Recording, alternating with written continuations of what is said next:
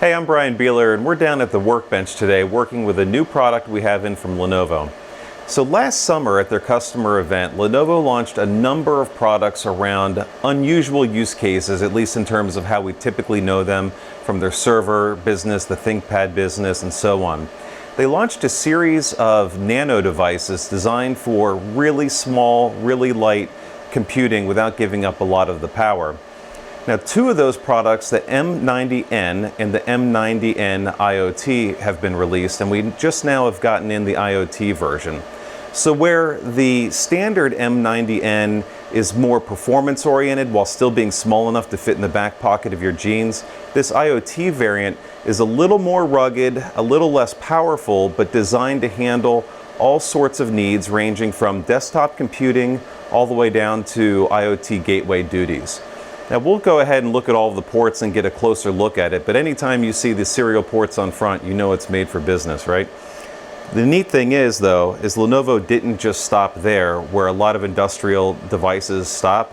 They've added USB-C ports, they've added modern SSDs, and quite a bit of expandability and, importantly, user serviceability, which again is something that we don't always see in these devices. Or there are often compromises made between a thin and portable and light device like this and, say, like a thin client, which is normally locked down either via OS or capabilities or specs or features and options. So this unit really fits an interesting space, and we'll see how it does when we test it. And for now, let's get a little closer and take a look at all of its ports and capabilities. So we've come in a little tighter on this so we could take a look at the unit and its ports and availability. You know, it's funny because I remember being at the Lenovo event last summer and it rained the whole time, so I spent extra time on the show floor, and this guy and some of the augmented reality glasses they had where I spent a good deal of my time.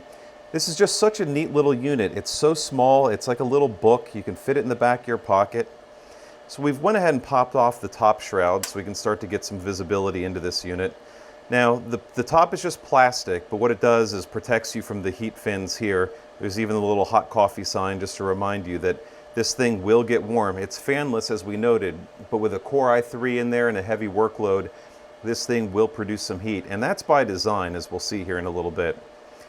Looking at the front ports, we've got the power, a couple serial ports, we've got 10 gig USB-C, a pair of USB 3 ports, and then a headphone jack.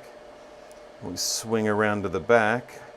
We've got our power cord, display port, another USB, another USB-C, two onboard LAN ports, and then our Wi-Fi antenna back here.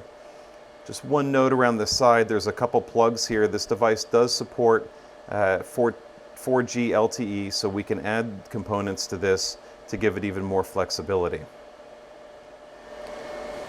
Gaining access to the insides of this device is really quite easy. There are just two simple Phillips head screws at the bottom that will let this tray slide off, and we can see all the goodies inside.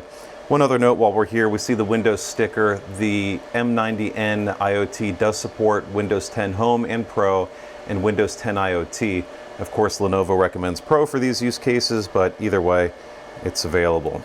So we'll go ahead and pop these screws out, slide the bottom tray off, and see what's going on inside.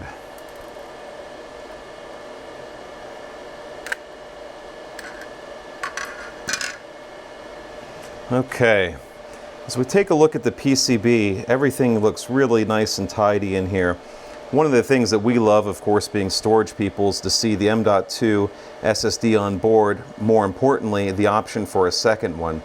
Now, the IoT version supports 256 gig and 512 gig SSDs. At least that's what Lenovo makes available in their configurator. The Nano, that's the non-IoT version, does support, in its configurator, drives up to 1 terabyte. Over here we can see that we can add the 4G card here. We've got the Wi-Fi card over here. And as we turn this thing over, what's really neat, and it may not come through in the video, but there's a big metal heat absorber that runs across the top of all the components to pick up the heat and transfer those off through the fins and out. And that bit by itself, when we're dealing with a fanless unit, is extremely important. Heat management's a big deal. Other things to note about this device: it supports 4 gig of DDR4 in the IoT version. The Nano standard supports up to 16 gig. It also gets up to Core i7 processors. This guy tops out at the i3, which we have inside here. Otherwise, we're going to put this thing to work and write up the full review for the site. And we'll be back with a complete look at the Nano IoT and all of its capabilities.